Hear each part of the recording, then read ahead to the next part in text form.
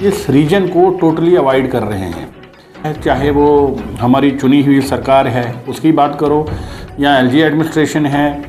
24 तारीख को हमारा नेशनल हाईवे जो है 44 बंद हुआ था।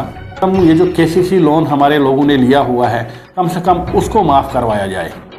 नुकसान हुआ है लोगों का, ज़मीनें खिसक गई हैं, मकानों में दरारें पड़ गई हैं, काफ़ी हाउसिंग डैमेज हुए हैं। इवन ठेकेदार परेशान, मज़दूर परेशान, किसान परेशान, मुलाजिम परेशान, हर एक बंदा परेशान है। जी नसर साहब, बहुत बहुत शुक्रिया आपका जो आपने आज हमें यहाँ मौका दिया बोलने के लिए।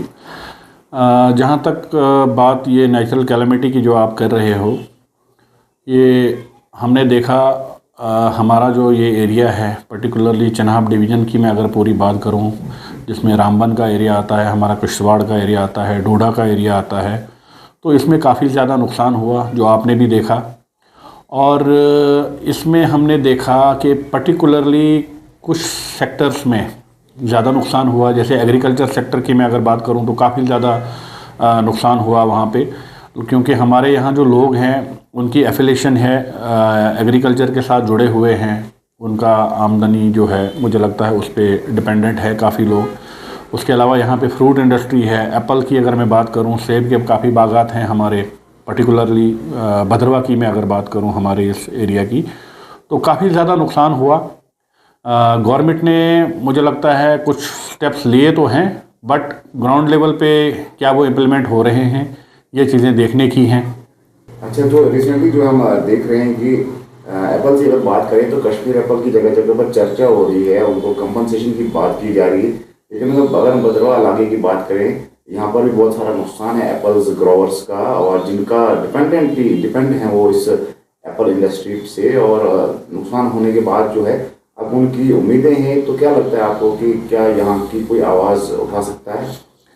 देखिए नासिर साहब, मैंने शायद आपको याद होगा पहले भी जब मैं लास्ट टाइम आपके पास आया था, यहाँ से मैंने बात की थी, आपके ही माध्यम से हमारी बात हुई थी कि चनाब डिवीज़न की मैं बात कर रहा हूँ। यहाँ पे ना मतलब इस रीजन को टोटली अवॉइड कर रहे हैं, इस एरिया को टोटल ही मतलब मुझे लगता है निगलेक्ट किया जा रहा है। चाहे वो हमारी चुनी हुई सरकार है उसकी बात करो या एलजी एडमिनिस्ट्रेशन है, इस एरिया को मुझे लगता है किसी का इंटरेस्ट है नहीं। हमारे यहाँ के जो लीडर हैं, जो पॉलिटिकल क्लास के बंदे हैं, वो भी मुझे लगता है अपनी आवाज़ नहीं उठा रहे हैं इस एरिया के लिए।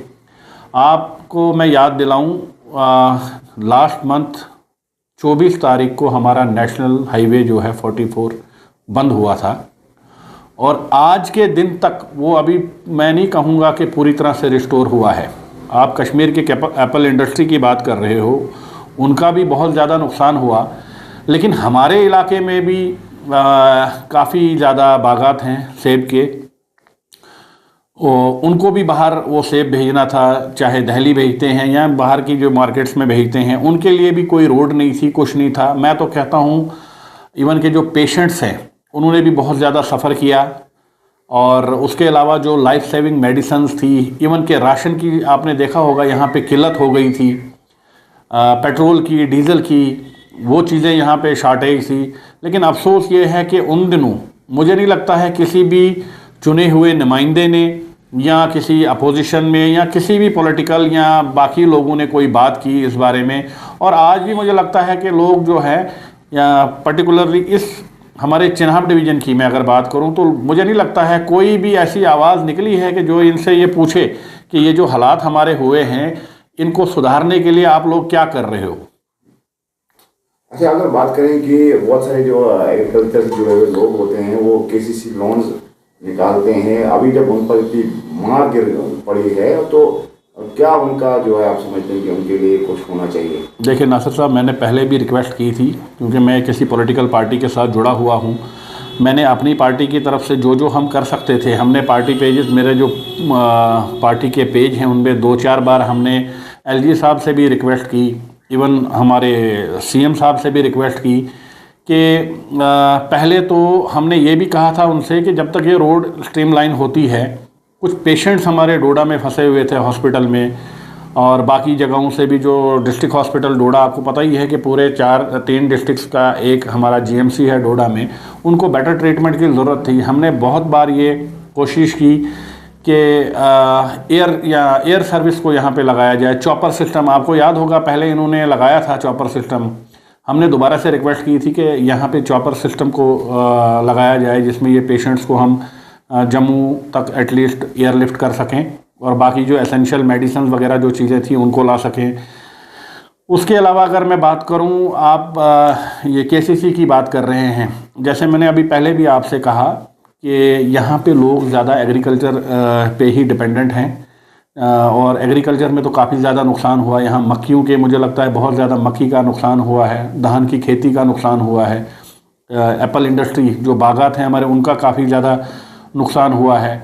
और यहाँ पे लोगों ने केसीसी लोन ले लेके अपना ये जो है सिस्टम चलाया हुआ है। हम रिक्वेस्ट कर रहे हैं, मैंने पहले भी 2-4 बार ये एलजी साहब तक भी हमने ये बात पहुँचाई है कि, और आज मैं उमर साहब से भी ये रिक्वेस्ट करूँगा, क्योंकि हमारी चुनी हुई सरकार है, चीफ मिनिस्टर हैं हमारे, लोगों की मुश्किलात का अज़ाला करने के लिए उनको किसी एक रिस्पॉन्सिबल एक बड़े ओहदे पे बिठाया गया है।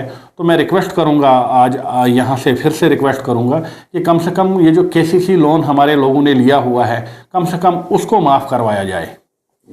अगर बात करें तो आज की डेट में जो है जो रूरल मंत्री हैं, रूरल डिपार्टमेंट के मंत्री, उन्होंने कहा है कि 5061 PMAY कोर्सेज जो है जम्मू डैमेज हुए, अप्रूव हुए हैं, और जो ये जितने जो डैमेज हुए हैं ये इतना नंबर है, तो इनको जो स्पेशल पैकेज के तहत जो है यहाँ पर अप्रूवल मिला है। तो इस पर क्या कहेंगे आप? जी, ये बहुत अच्छी बात है कि अगर इन्होंने कोई ये नंबर निकाला हुआ है और कहा है कि हमने ये अप्रूव किया है, तो मैं अब यही हमने देखना है कि ये खाली शोशेबाजी ना हो, ये खाली मतलब ज़बानी वो ना हो, ग्राउंड पे ये चीज़ें इम्प्लीमेंट होनी चाहिए। कहीं ऐसा ना हो कि जिस तरह से इन्होंने पहले भी जो मजाक करते थे, ये गवर्नमेंट की तरफ से होता था कि असेसमेंट करते थे, ये डैमेज की वो एक असेसमेंट होती थी, बाद में 200, 250, 300 रुपया दे के वो अपना वो खाना पूर्ति होती थी। इस बार हम रिक्वेस्ट करते हैं कि ये देखा जाए कि बहुत लार्ज स्केल पे नुकसान हुआ है लोगों का, ज़मीनें खिसक गई हैं, मकानों में दरारें पड़ गई हैं, काफ़ी हाउसेस डैमेज हुए हैं। इवन बहुत सारी जगहों पे मैंने ये भी देखा, अगर मैं अपने इलाके की बात करूं तो हमने तो ये भी देखा कि माल मवेशियों का भी काफ़ी ज़्यादा नुकसान हुआ है। तो काइंडली ये सारी चीज़ें जो ये कह रहे हैं, मैं कल कहीं सुन रहा था, हमारे MLA साहब ये कह रहे थे कि एक टीम बनी हुई है और वो जाके असेसमेंट का, वो लॉस असेसमेंट का वो देख रही है। बट मुझे लगता है ये अभी पूरी तरह से इम्प्लीमेंट नहीं है, ग्राउंड पे शायद ये चीज़ें नहीं हो रही हैं।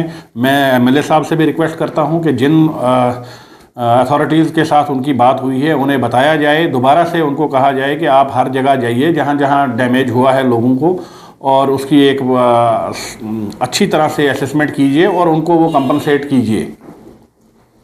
आखिरी सवाल पूछना चाहूँगा कि JJM में आप देख रहे हैं कि पिछले कई सालों से JJM के प्रोजेक्ट्स हर इलाके में चल रहे हैं, लेकिन पिछले 3 सालों से जो है JJM में जितने भी कॉन्ट्रैक्टर्स हैं उनको पेमेंट नहीं, और वो स्ट्राइक पर हैं, बहुत बुरे हालात उनके चल रहे हैं। तो क्या कहेंगे इस पर आप? नासिर साहब, मैं कहूँगा ये हमारी बहुत बड़ी बदकिस्मती है। काफ़ी देर के बाद जम्मू कश्मीर में इंतखाबात हुए थे, लोगों ने बढ़ चढ़ के उसमें हिस्सा भी लिया और ये सोच के वोट भी डाले थे कि हमारी अपनी एक चुनी हुई सरकार होगी, हमारे अपने लोग होंगे वहाँ पे जो हमारी बात करेंगे, हमारी मुश्किलें जो हैं उनको आसान करेंगे। बट मुझे लग नहीं रहा है, बड़ा अफसोस होता है जो आजकल का हम निज़ाम देख रहे हैं, गवर्नमेंट है नहीं है, ये इसको स्टेट को कौन चला रहा है, हमारी यूटी को कौन चला रहा है। तो इस सारी परेशानी में मैं कहूँगा कि आम आदमी बहुत ज़्यादा परेशान है। आपने बात की अभी JJM के कॉन्ट्रैक्टर्स की, ठेकेदारों की, तो हमारे काफ़ी जो तबका है यहाँ का ठेकेदारी के साथ जुड़े हुए हैं, बहुत सारे लोग हैं जो मजदूरी का वो पेशा उन्होंने इख्तियार किया हुआ है। अगर पेमेंट नहीं आएगी, ठेकेदारों को पैसा नहीं मिलेगा, तो ऑब्वियस है कि वो पैसा नीचे ये लेबर क्लास को भी नहीं मिलेगा। तो काफ़ी अफसोस होता है। बार बार मैं देख रहा हूँ कि ये लोग भी प्रोटेस्ट कर रहे हैं कि हमारी पेमेंटें निकलें, एक 1.5, 2 साल की पेमेंटें जो हैं वो पेंडिंग हैं। रिक्वेस्ट है यही LG एडमिनिस्ट्रेशन से, हमारे CM साहब से, कि काइंडली कुछ ना कुछ तो करो जिससे लोगों को लगे, एक वो कॉन्फिडेंस आए कि नहीं, हमारी जो हालात है ये कोई इन लोगों से छुपी हुई नहीं है, हमारे लिए भी कोई आवाज़ उठा रहा है। तो मेरी रिक्वेस्ट है कि कम से कम ये जो JJM के ठेकेदारों की जो पेमेंटें फंसी हुई हैं इनको रिलीज़ कराया जाए। हो सकता है, सुनने में ये भी आता है कि कहीं कहीं कोई इशूज़ चल रहे हैं, जहाँ जहाँ इशूज़ चल रहे हैं उनमें आप दोबारा से रीवेरीफाई कराइए या जो भी करना है वो करिए, कोई इनिशिएटिव तो लीजिए।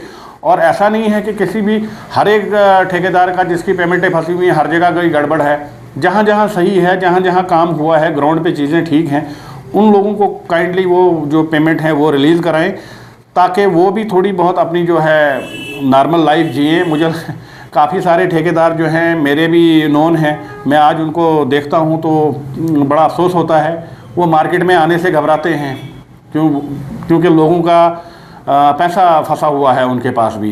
तो ये बड़ा एक पैथेटिक सिचुएशन है। हमें तो ये लग रहा था कि सरकार बनेगी, चीज़ें ईज़ आउट होंगी, हमारी मुश्किलातें जो हैं वो कम होंगी, बट यहाँ दिन ब दिन अगर आप देखोगे तो चारों तरफ से वही नाउम्मीदी, ये ठेकेदार परेशान, मज़दूर परेशान, किसान परेशान, मुलाजिम परेशान, हर एक बंदा परेशान है। तो इन चीज़ों के लिए तो यहाँ सरकार नहीं बनी थी। यही कुछ आज पॉइंट से मैं चाहता था कि इन पे हम बात करें, जो आपने मेरे साथ बात की। तो मैं फाइनली फिर से आप रिक्वेस्ट करूँगा एडमिनिस्ट्रेशन से, LG इंतज़ामिया से भी, और हमारी जो चुनी हुई सरकार है जिसके जो चीफ़ हैं हमारे उमर साहब हैं, CM साहब, कि ये जो चीज़ें हमने यहाँ पे जो बात की, जो रिक्वेस्ट की है उनसे, इन चीज़ों पे, इन बातों पे थोड़ा सा अमल किया जाए। थैंक यू, बहुत बहुत शुक्रिया।